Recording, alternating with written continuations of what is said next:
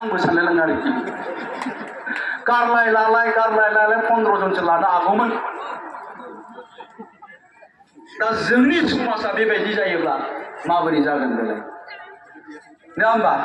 माबोरै जागोन बियो?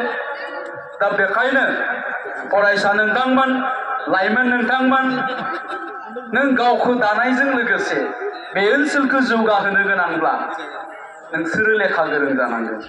आरो लेखा गोरों जानांगौनि थाखाय आं दहाय बुंनाय बायदिनो थांखि लानांगोन। नों मा जानो नागिरदों? थिगब्ला नों मा जानो नागिरदों बेखौनो नों मिथियाब्ला नोङो लेखा फरायनोबो गोसो जानाय नङा। आंथ' बुंगासिनो दङ बेहाय थानाय बे नानिमोना साफ्रोमबो मास्टार, प्रफेसार, डक्टर, इन्जिनियार जानो हायो। मिथिबाय? दा नोङो सानफेरदों ना सानफेराखै बिनि सायावसो सोनारगोन। दा सानाखैब्ला आंबो नोङो दिनैनिफ्रायनो सान, दिनैनिफ्रायनो नोङो सिन्था खालामनो हायो। दिनैनिफ्राय थांखि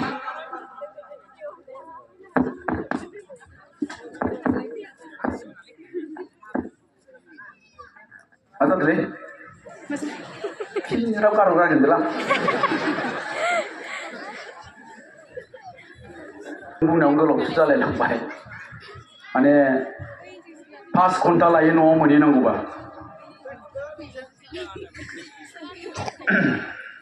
मेथाइथ' खननो रोङा। दा आं बुंनो नागिरदों मा जाया मेथाइ जानाय नङा। मेथाइ जाबाथाय फैसा बारा लायो आं। 1 लाखल' बन्द'बस सानो। मेथाइबो खनबावनांगौबा आं 2 लाखसो बन्द'बस खालामगौमोन ना। जानाय नङा। मेन्डेलाबो फैफानो नागिरदों। मेन्डेलाखौ लाबोफानायबा मोजाङानो जागौमोन बायदि मोनदों आङो।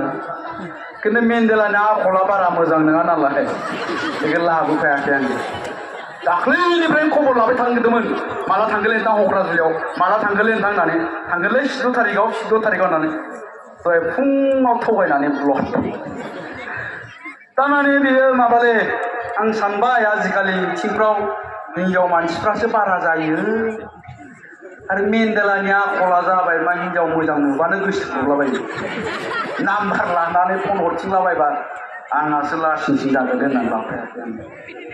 दा जियानो जा रायजो राजा नोंथांमोन, आं फरायसा बिथांमोनखौनो बुंबाय थादों नङा होमबा? आं खिन्थु आं जि सानदों आंहा मोननै थांखि दंमोन। बे मोननै थांखियाबो आंनिया जादों। मोनसेया जाबाय एक्टर जानायनि सिमां। उन्दैनिफ्रायनो आङो आफा बुंनायनि उननिफ्रायनो एक्टर जानायनि सिमां नुदों। आरो मोनसेया जाहैबाय एसे लिडार सेरेब जानाय। नोंथांमोनजों बेबायदि रायलायनो मोननाय बेबायदि थांखि दंमोन। बेबो जादों आरो एक्टरबो जादों।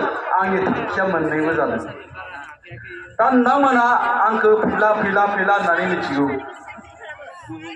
खिन्थु आंनि गुबै आफानि दोननाय मुङा जितेन्द्र